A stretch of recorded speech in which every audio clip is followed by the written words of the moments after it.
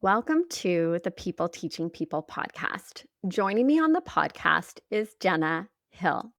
I should let you know that in this episode, you're going to hear some hustle and bustle happening behind Jenna in our conversation.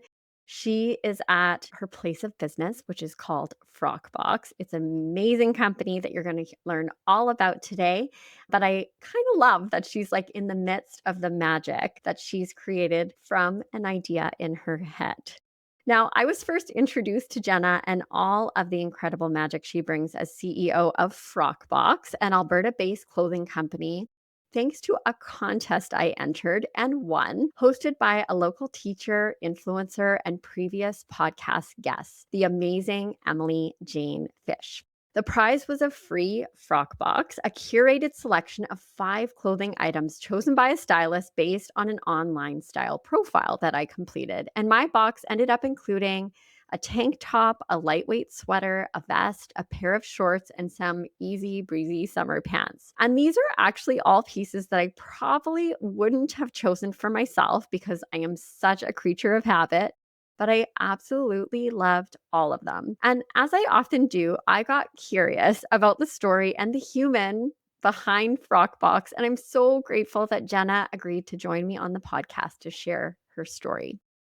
With a splash of creativity from her graphic design and photography background and a dash of savvy from her sales and marketing adventures, Jenna started Frockbox from humble beginnings with a friend in her basement and has taken the retail world by storm.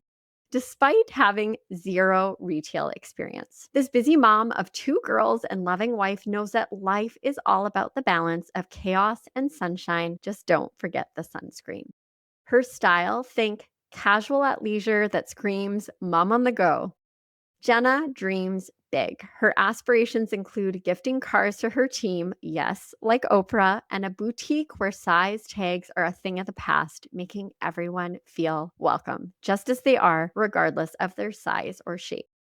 When she's not working with the Frock Box team, Jenna loves to help other entrepreneurs grow through her business consulting work, proving that building businesses isn't just a job, it's a passion that fills her bucket to the brim. Thank you so much for joining me today, Jenna. Thank you for having me. I would love to start at the beginning. And I'm curious about what was the spark that led you to start Frockbox and what did those early days in your basement actually look like? Oh, wow. That feels like forever ago, but also yesterday, just yesterday. The spark to start Frockbox really came from my own journey and of friends of mine and having babies. I had just had my first baby, and what an experience that is. And she was really lovely.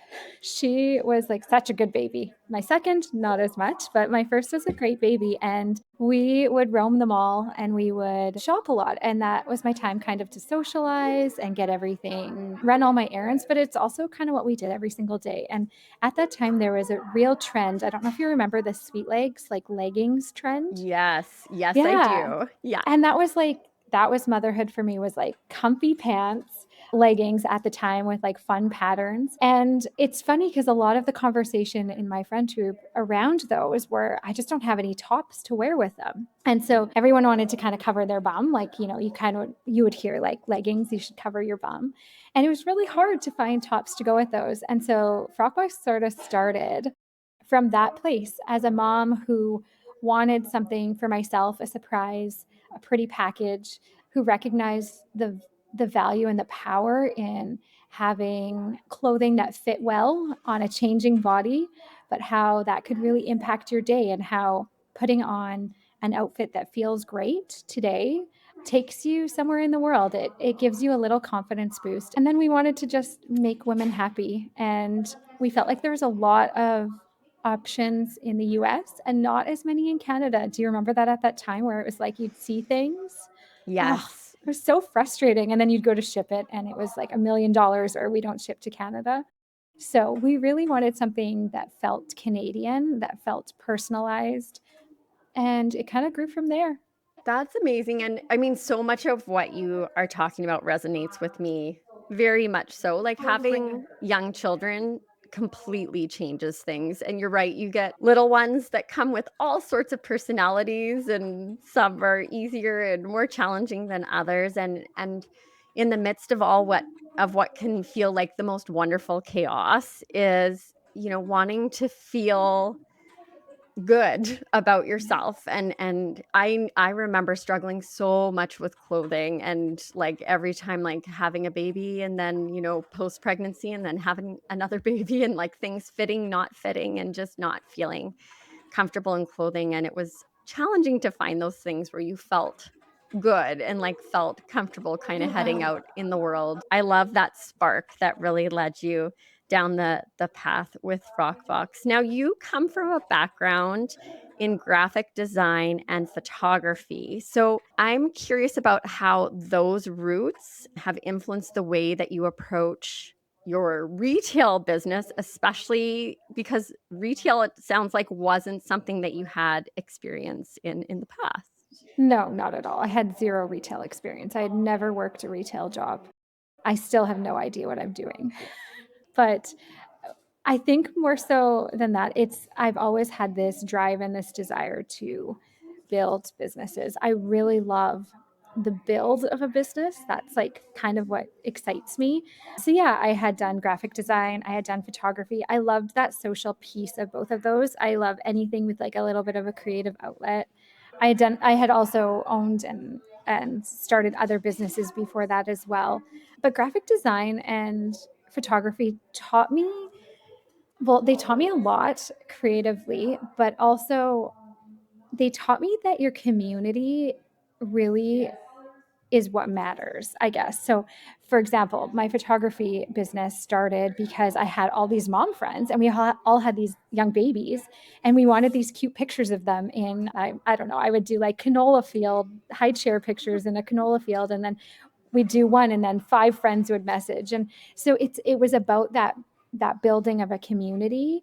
And it's really the same as Frockbox when I look at it now. We all just want to feel like we're a part of something. When you describe how you kind of struggled finding clothing, I think that's still what we all look for. We're all looking for belonging and friendships. And a part of that is fitting in. My daughter is 12 now, and you probably know this, but like uh, she wants to buy Lululemon clothes, and that's understandable. That's reasonable. We all have that desire to fit in a little bit at Frockbox, but I always say, like, no matter your story, your size, or your shape, you belong here with us. So it really is about community and belonging. And I learned that early on with some of those businesses that I started. The other thing that I learned is that if I have an idea, I can start it tomorrow. I will roll with anything. Why not try? Which is really interesting because I'm very cautious in my personal life, I would say, but fearless in business. I just feel like a little bit of a detachment in business. I am fine to just let's try. And I still do that to this day. I think I really frustrate my team because I'm an idea person and I'm like, we're going to try this. Let's start it tomorrow. And they're like, wait, wait, wait. But half of them work and half of them don't. And I think that's just, if you're without that, you're not keeping up. I do attribute a lot of those early businesses to our success today. It taught me a lot. Now, I wish I could go back in time and say that I did a better job branding and naming my business and all of that. I would change that today, obviously, if I could, but you do what you can at the time. And now there's no coming back from the name Frockbox. It's so true, right? We in hindsight's 2020, and we always, yeah, look back and think, "Oh, I would have done this or done this." But I mean, we always do our best in those moments, right? With what we know, where we're at, what we're understanding at that time. I am so grateful for the timing of this conversation with you, by the way, because, well, for many reasons, but my word for the year is actually "do." And I Oh, am 100% a person who overthinks things for way too long. And I'm really committing this year to take action and just, if I have the idea, do the thing without spending way, way too much time overthinking it. So I appreciate so much you sharing how you are an action taker and you're keen to try new things, because as someone who's been in education for forever, I know the best learning happens when we do the things. Yeah. We can plan them and try and make them just right and perfect forever, but really at the end of the day, we need to take that action. Yeah. And I do think, like, to touch on that, good for you. I think that's really cool that you recognize that and you're doing that. But also, we're built different, right? Like, we all have experiences that shape us, and my word of the year is rooted. I So love it's that. kind of Okay, the tell me opposite more. of Yeah, yours. okay. I really wanted to feel like, so when I think about it, the word rooted, my word of the year a few years ago was bloom. Sorry, this is an aside. I really loved, like, just the visual of that. But rooted feels like I really want to trust my instincts, and like Mm. below ground, you're really like, it's rooted. You're like, you're steady, you're solid. But above ground, it's like light and it's flowing and it's flexible. And so I felt like it was kind of the perfect pairing for me of I want to have lots of fun and adventure and try things and go with the flow a little bit more, but then I really want to feel like I'm staying true to myself and like I'm trusting my own instincts. So Oh, that's yours is like beautiful. pushing you that way and mine's maybe pulling me in a little bit. That's it's so good. I do love the word of the year kind of approach to things. This is my 7th time picking a word, and I find it so much more helpful than coming up with a resolution. I find that word is just something so easy to come back to and really think about, the decisions I'm making, where I'm spending my time. Like, it just is very helpful for me, and I love your word. We could have a whole conversation on words. We could, Our yes. words for the year. But yeah, thank you so much for sharing that. Now, I'm speaking of learning, I'm also very curious about the learning moments that you've had along the way. And you've talked about some of these, but in thinking about starting and building Frock Box, and you could speak to your other businesses as well, but what are some of the biggest lessons that you've learned both about business and about yourself? Oh, excellent question. I mean, I learn every single day, truly. The biggest thing I've learned, I would say, is, well, I've learned so many things, but the thing I've learned about myself is really to trust in myself, that I can do hard things, that it won't always work out, and that will be okay. I will be okay. But also, I've learned how to, I think, interact and lead better in terms of my team. I think because I'm an ideas person, I feel chaos in my brain often.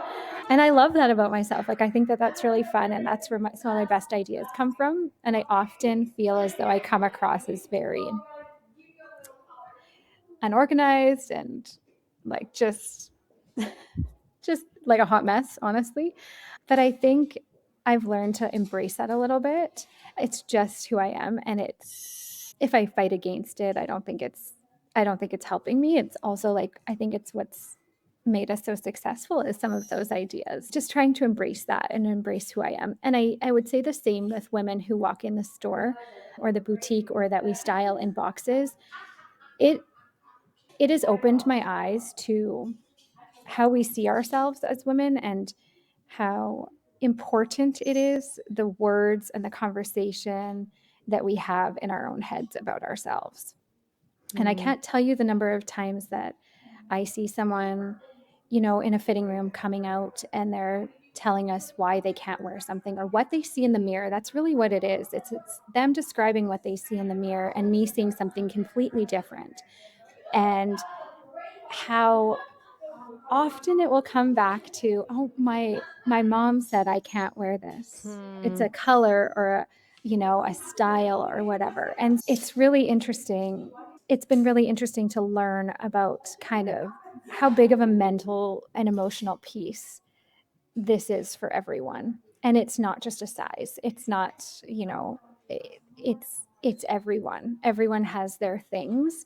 And I think that's been really interesting and kind of cool learning for me to recognize that we're all the same in a weird way. We're all the same and we're all trying our best and we're all struggling with something, but our words have power. And so hopefully when people leave here, they feel like, or when they get their box, they feel just a little bit of light a Mm, little bit of a tiny little confidence boost. I guess that's the goal for me, is to just deliver just a pocket of joy in someone's day with a box, or when they're in store, to just help them feel, just maybe to change their thinking a little bit about what they see in the mirror. So that's also what I hope for my girls. Yeah. And also, I guess my last lesson that I've learned is you can curate your life to be whatever you want it to be. And I'm so grateful for like my team here and for our community who have supported us in this business and everything it's given to me. But a part of it is that I did help create it in a way that really, like, I get to be with my kids every day. I get to pick them up. I'm so grateful for all of that. I have flexibility in my day to do things that I love, but still get to spend all this time with these really great people. So pick mm. something that you love. Every day can be something enjoyable. Those are some very powerful lessons. Yeah. Those are fantastic. Yeah, I know the work that we do, it's so much more than the work itself. Oh, It's so yes. layered, isn't it? Yes. It's so layered. Now, with entrepreneurship, it's as you've been speaking to, it's a journey of figuring things out as you go and coming up with ideas and trying them, and some work and some don't, and that's okay, and we learn things along the way. I'm wondering if you'd be willing to share a time when things maybe didn't go as planned and what that experience taught you. Oh gosh. Okay, hold on. There's so many times it didn't go as planned. I can remember the first time I tried, we were building a new website. So, because we are not a cookie cutter business, essentially our business is a data driven business. So, we collect all this information from subscribers when they fill out a profile. And from there, we need to take that information and use it in a way that helps us to select pieces that are going to be the best fit for them. And so that's that pairing of technology, not AI, just data and technology with a human, because we're women. And so we have varying shapes and sizes. And I don't believe that AI can do that at this stage of the game. So it's the marrying of the two. And when I first went to build a website, I was hesitant to spend money. So I've built this business without spending or borrowing any money ever. We've never really advertised. I've never done Facebook ad. Like, I don't know how to do any of that. When I started building this website, I maybe made a choice to do it in a frugal way, and it was a big old flop. It was a total failure. It was built on a platform that was archaic. It was not user friendly. It didn't incorporate everything that we needed. It would cost a lot of money for nothing. And it didn't work. That was huge learning and a big lesson. And I ended up having to go a totally different route. We used a local company. We built a wonderful platform that we still use today. But it's hard to take those risks. And I think that's, as much as I'm like, oh, let's try this idea, I will say that. And the flip side of it is, I'm like, wait, what is the cost of that Mm, risk, right? So I'm always like trying to balance that. So much of it in business is financial, right? What you're willing to risk. I think the lesson in that for me really is to make sure you're really comfortable with the people you're working with and that you can see the outcome. And it really is that like age old lesson. You have to spend money to make money. And I mhm. learned that in that moment when I threw all of that money in the garbage. I learned it in that moment. So there's been 100 more of those flops over the years. Oh gosh, I could go on and on and on forever, but that's probably the most expensive lesson. The second most expensive lesson that I've learned was early on, when social media was really, I'm going to say, easy. Do you remember when, like, years ago, Facebook, you could get followers, no problem? Yes. There would be people who would comment on our posts and they'd be like, we would do a flat layer, we show a shirt and they'd be like, oh, can I get that? And we're like, no, you can't get that. That's an item in our box. And so the number of lost sales and opportunities and frustration points from a customer experience from that, we could have looked at a different sales model at that point. But it's hard to look back and think, oh boy, we lost a lot of potential sales just because of our business model. But so much great learning comes from it, right? Like, I think there's so many decisions to make in a business. It can just be incredibly overwhelming. And so we make the decision and we learn from it, right? I think if you don't try the things, like there is always going to be a risk of failure. I sometimes that word is maybe like the opportunity for like a really good solid learning experience, right? But Yep. when we're successful, like there's learning that comes with success, but I think a lot of really good helpful learning comes from the struggles and those hard times and those times when things don't work out, because it we really have to look closely at what we need to do differently and those changes that we need to make. And I try and remind, especially like my teenage boys, as they're sort of thinking about what they want to do next in life, that it's okay to make a decision and to change your mind or maybe not have it work out exactly as you would like it to. And I think sometimes, on social media, we see like the highlight reel and we see like the wins and the huge successes, but we're not necessarily seeing or hearing about all those struggles that led up to that celebratory moment, like that fantastic win that somebody's having. And I think talking about those things and being real about them, and that it can be really hard sometimes, is important. Yes, totally. And I really think you're touching on something so important, especially in like that entrepreneurial business world with social media. You look at someone's Instagram page and you think you have an idea of what's really happening in their business. And I don't even know, we have so few followers and do millions in revenue a year. So there's a real disconnect there for us and for people when they hear that. And I think that's really cool. Like everyone's story is unique and there's so much more happening behind the scenes that we really don't know about, whether positive or negative. But social media is a tricky place. Yeah. Yeah, when you're having a hard day, sometimes it cannot be the best place to go to. Yeah, Yeah, totally. yeah, yeah, but just I think, yeah, remembering, I mean, I drive my kids crazy. I'm always saying there's more to the story. Somebody cuts us off in traffic, I'm like, "You never know, maybe they're just having a bad day, like, there's more to the story," and they're like, "Maybe there's not more to the story, maybe they're just being rude."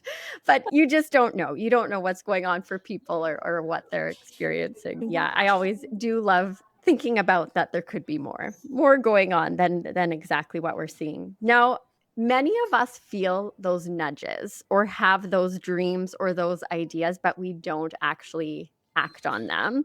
And I'm wondering how you personally recognize and trust those nudges, Mm. especially when there is that uncertainty involved. I have learned that I think I'm just much more in tune with my body as I've aged. And those nudges feel different to everyone. For me, it's very clear for me now. And that nudge is when I'm laying in bed at night and I can't sleep because I'm excited. And then it happens again and it happens again. And then I want to grab my computer. That's my recognition of that nudge now. And typically that's in business. It's very clear. It's become very clear for me. Before it wasn't as clear. Again, for some reason, I have this like willingness and wanting and desire to take risks in business. I know not everyone's like that, but I would challenge everyone to really think about like years down the road not answering that call. Because I think we all have, I don't really regret anything. I mean, if you're listening to this, you probably you have something like on your heart, in your mind, that a calling, like something that you're like, I really want to try this. And I just wonder, what is the risk really of trying? Like, if you put it down on paper, how big is that risk? If you can write it down on paper, all of the potential negatives that come out, and then you could remove from that judgment, fear of being judged, what's really left there? Because I think so much of it comes from that. And the reality is that that's other people's stuff. Like, Mhm. if you can move through that, I really think there's special things coming. So, figuring out what your nudges feel like and just considering the opportunity. Like, how fun is it to sit and dream about what could be? I just love that. I love that. And not with like a lottery ticket attached, but instead with hard work attached. Like, I want to do Mhm. the work. I don't want to just be given it. I always say, like, oh, I'll never retire because I just I want to do it. But I really think there's something to that. I hope one day that my girls grow up and they find a job where, not there's not everything you don't love doing everything at any job. I certainly hate accounting here. I hate anything that is like bookkeeping, accounting, all of that. It's part of my job, but I love like what I get to do every day and how I get to be creative. That's very good advice for people. So thank you. And yeah, I think sometimes it really is maybe what we think other people might think that can hold us back. But I also love how you've encouraged us to think about like what is actually the risk involved? Like what is the worst thing that could happen if you gave Mhm. that thing a try? So yes, I think, pay attention to those nudges, especially when they keep you up at night and are getting you Mhm. excited or they keep popping up. That is great advice to hear. Now, before we dive into a few more things, for listeners who might not be familiar, I did want to talk a little bit about how Frock Box works in practice and how you've really built in those thoughtful touches that make people feel seen and cared for throughout that process. So you had this idea in your head for this business that you've built, and how has it all come to life? What does that look like? Well, it certainly changed from the beginning where we just wanted to deliver an outfit to your door. We realized that women's bodies are not that cookie cutter. We've realized that sometimes we get it right, sometimes we don't, and we need more flexibility. Often we can't see what's in your closet. So you might already have a piece similar to what we were delivering. What really happened is we recognized early on, like we always do, our community tells us what they need, that our subscribers wanted flexibility and they wanted a little more control. And so we moved to our favorites box, which includes 5 items. All of them are individually priced based on the budget that you put in your profile. Your stylist will select 5 pieces from your profile based on all of those comments, including your Pinterest board, which is a great visual tool for your stylist. We'll pack those up for you, ship them to your door. It's a try at home process. So you can try on all 5 of those items in the comfort of home with your own shoes and your own jeans and your husband to give you advice or whatever that looks like. From there, you keep what you'd like, and the rest goes back into the resealable mailer bag and popped back into a Canada Post bin.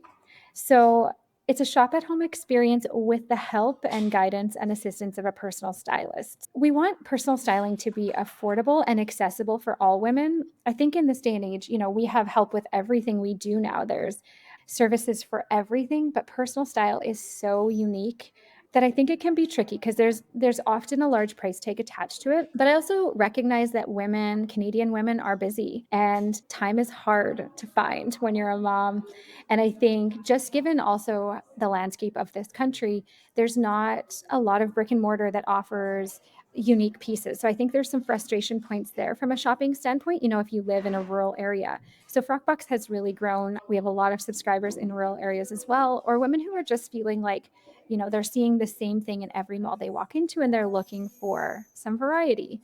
Over the years, we've obviously adapted and added different things. We have a new process that we've been doing for I'd say a year now. So you get a sneak peek of your box by text from your stylist before it leaves us, because you might like all 5 items, but again, you might have a couple of them in your closet already. So instead of us sending you 5 and 2 of them being automatic no's, we want you to look at that first and say, oh, I love this. Or, you know what, I'm going on a trip and I need some summer clothes or things like that. So it's just more of that constant communication with a subscriber, which equals like improved results. And then you get to know each other. It's all about that connection and that community, I guess. It's just been so good to get to know our women, both in store in the boutique, if you're local here, or online as best we can from a virtual kind of standpoint. I love how so much of what you do, I keep hearing you say the words like community and connection. It's so like relationship centered and really about building those strong connections with the people that you're wanting to support and help, but really listening to what they're saying, getting their great feedback and ideas, and really evolving your business in response to your people, which is amazing.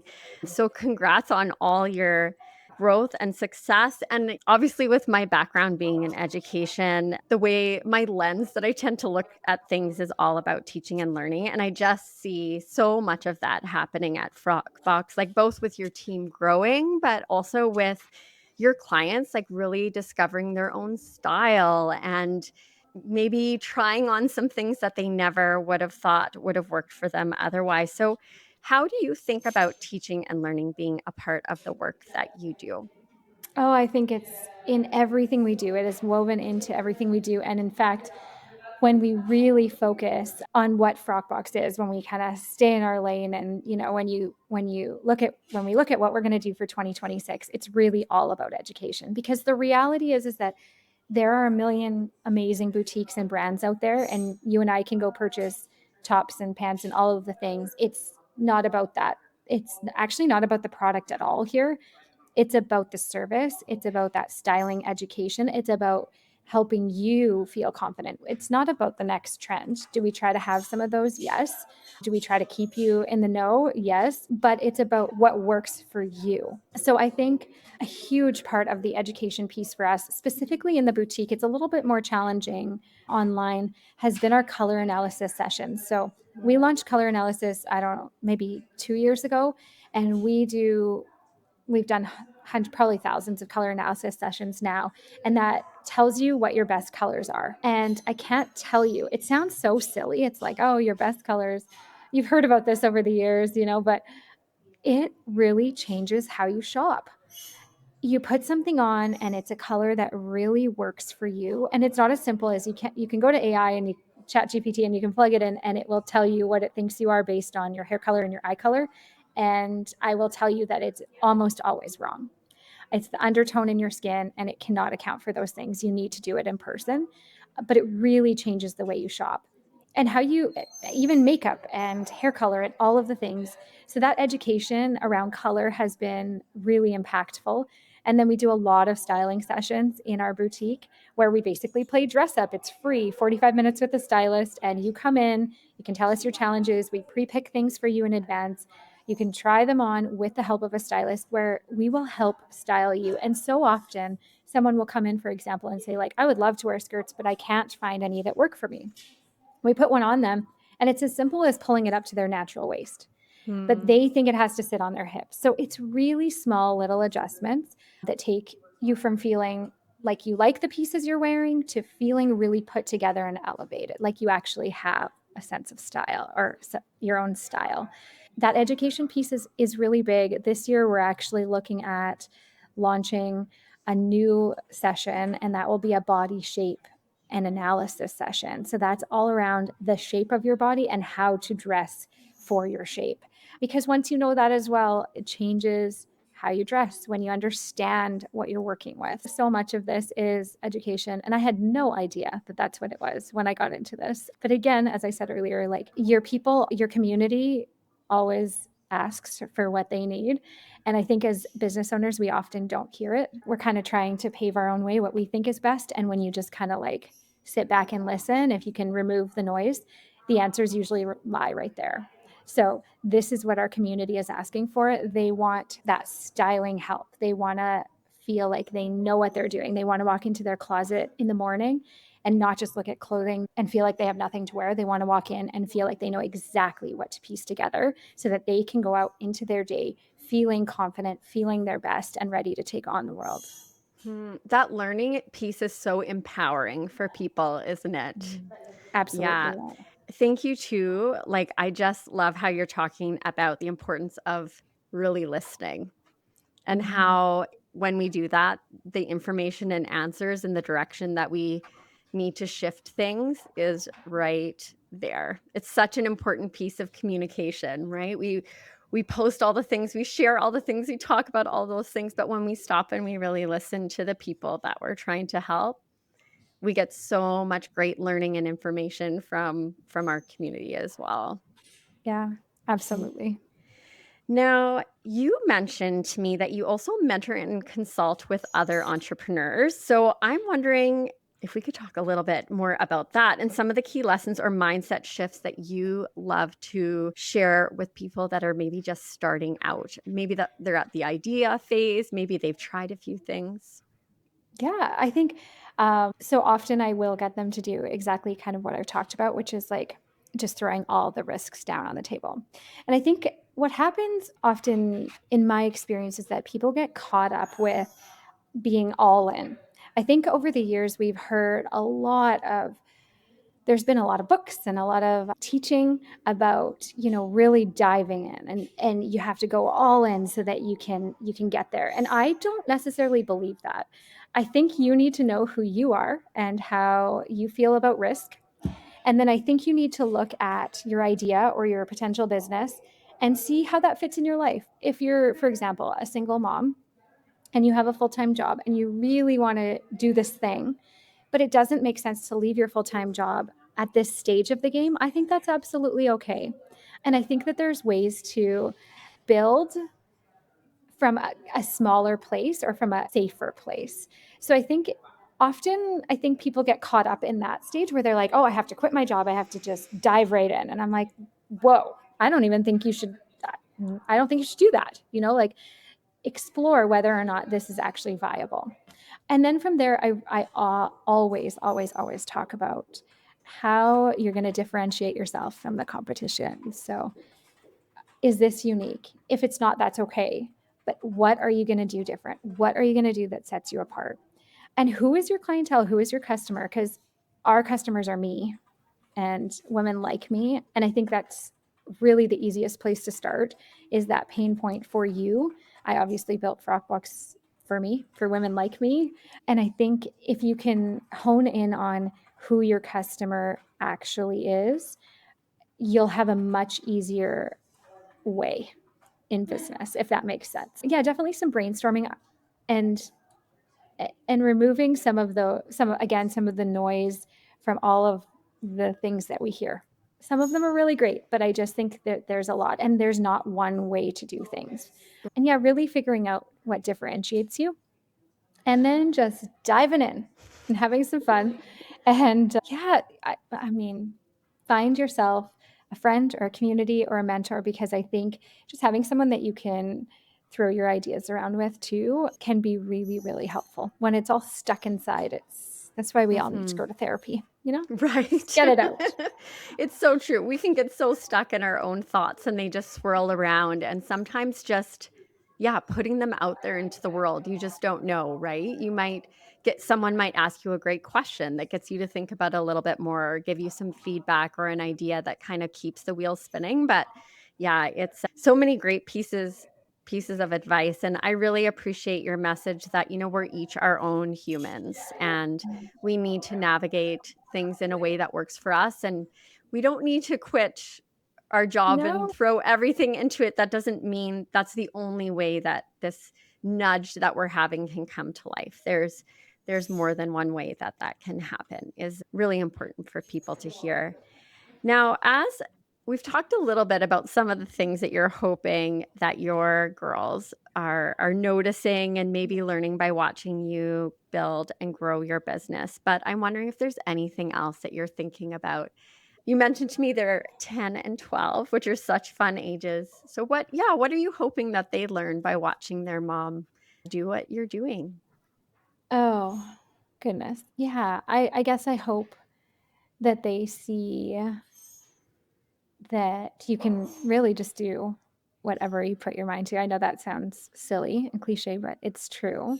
But I hope that they look like a little deeper at what do you really want and what really lights you up, because I just think we spend so much time at work. And the thought of them living their lives and spending, countless hours in a job that does not feel fulfilling would be a big fail for me. That is not what I want for them. I want them to feel excited, and I want them to feel like what I feel when I always say my best days here would be sitting outside the fitting room, just like drinking a Starbucks and just talking and watching, like just watching women. I want to see them try the clothes on. I want to help them like make a small adjustment to their mindset maybe, or like to their outfit or whatever it is. And if I could do that for the rest of time, I think I'd be really happy if I could sit in on those sessions and color sessions. And I just hope for them that they find something like that that feels both challenging and rewarding. I'm really proud of the community that we have. I'm really proud of my team. I'm super grateful for everyone. I'm grateful for anyone who has, helped us grow along the way, our brands, like the publicity, everything, honestly, everything. And I hope they get to experience something like this one day. It'll be exciting to see where their paths take them, for It will. sure. Yep.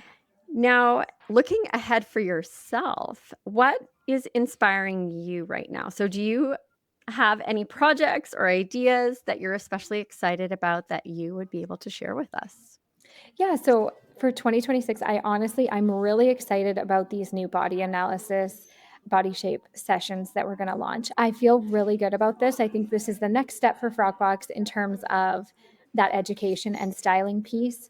I think it's something that everyone needs to know, every single woman. And I know that when I talk about it, I'm like, I know that colors and body shapes aren't going to change anyone's life. I totally get that, but I just feel so strongly about, that feeling. I always say this, but that feeling when you put on an outfit and you just feel good and it like takes you up 10 notches. If I can deliver that more often, like that confidence boost is everything. And I think we can do more of it. I want to reach more women and help them feel like that. I want them to feel excited in the morning when they get dressed. Yeah, to be able to go to your closet and just be able to pick something and know that it's going to work and you're going to feel good in it. Totally. Absolutely, absolutely. And I love that there's so many sort of educational pieces, and that's sort of piece of your business is something that you're really growing. Now, you're, really including that teaching and learning piece in your business. You are supporting women who have business ideas. And I'm curious, when you look back on your journey, do you have a favorite teacher or someone that's really influenced you along the way? And why does that person mean so much to you? Oh, I've had so many along the way. Yeah, I did have you. Okay, so one of my business mentors, who probably impacted me the most, also challenged me the most. At first, I didn't know if I liked her. I was like, I don't think she likes my business. I felt I felt quite intimidated and a little bit defensive with her. But what I learned is she actually did care more than anyone else. And she had the best foundation. She had such a strong understanding of what I needed to succeed. And she was not going to tell me. She was going to make me do the work to get there myself. And I just think like that taught me everything. So even sometimes it's tricky with your own team, but even with your own team, sometimes just instead of giving them the answer, how can I just help them figure that out for themselves? She impacted me in an incredible way and has like really reshaped our business as a whole. And we've really found great success since I worked with her. So, yeah, there's been many, and everyone's taught me a little something, but she was particularly impactful and really focused on the numbers. And as I said earlier, I don't love the numbers. So she really made me realize that I shouldn't be making a decision without data, which I hate.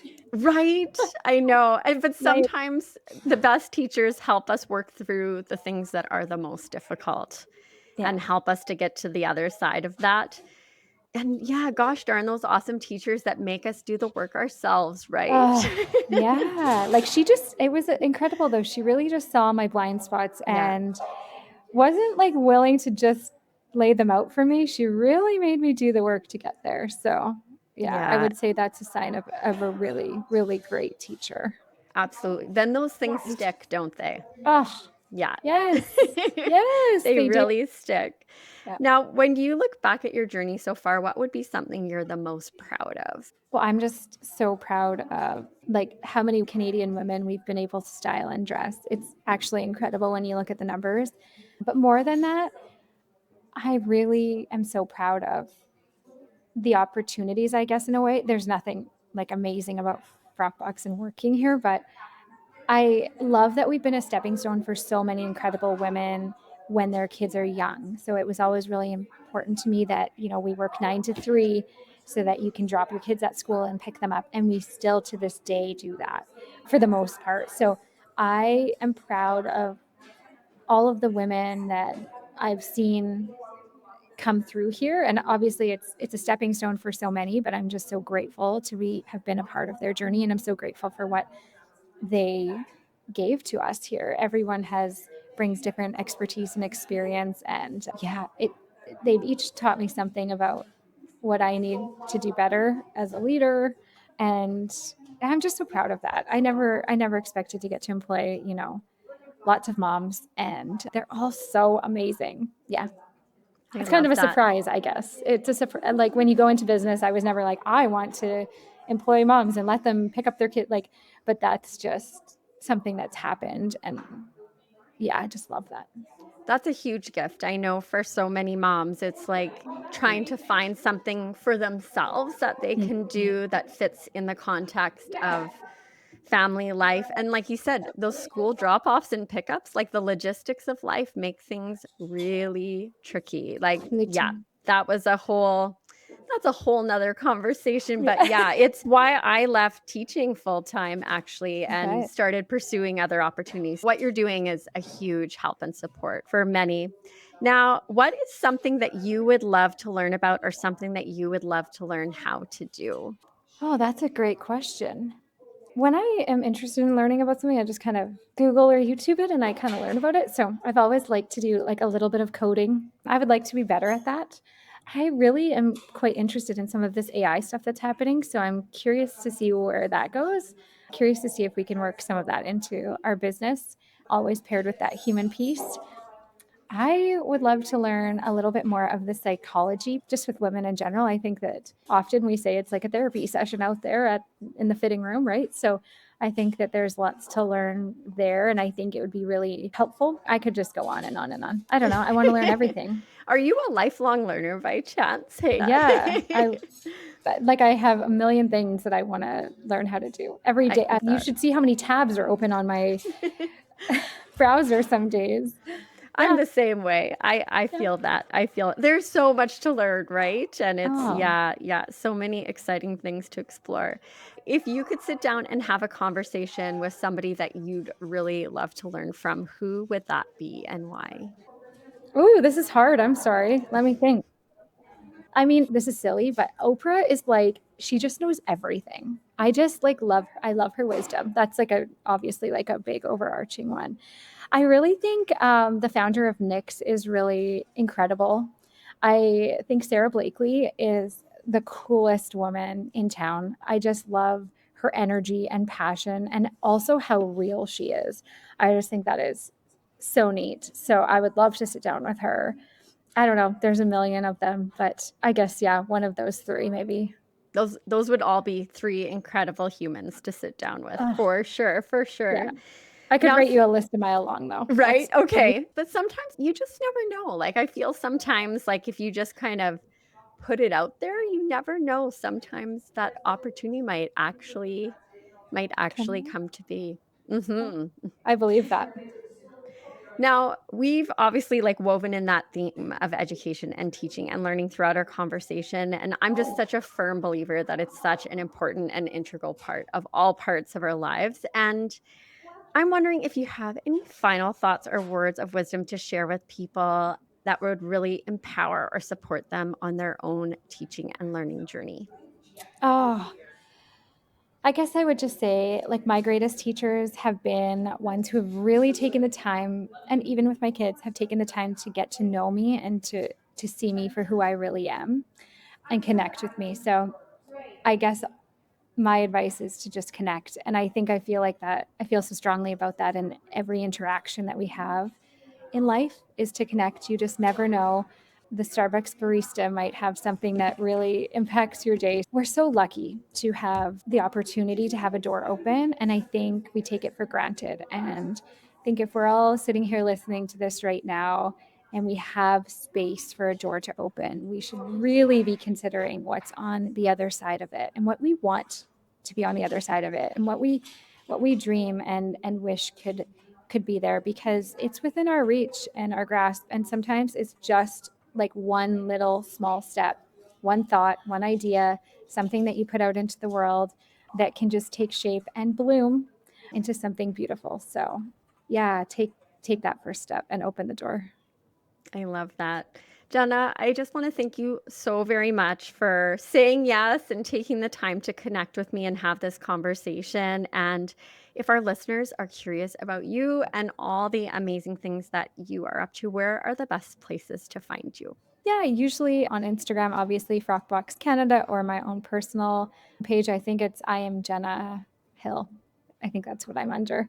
And it's very messy. So that's what you get with me. And I'm embracing it in 2026. I love it. I'll share all that in the show notes. Thank you so much for joining with me today. It was so lovely to connect with you and to learn from you. Thank you so much for having me.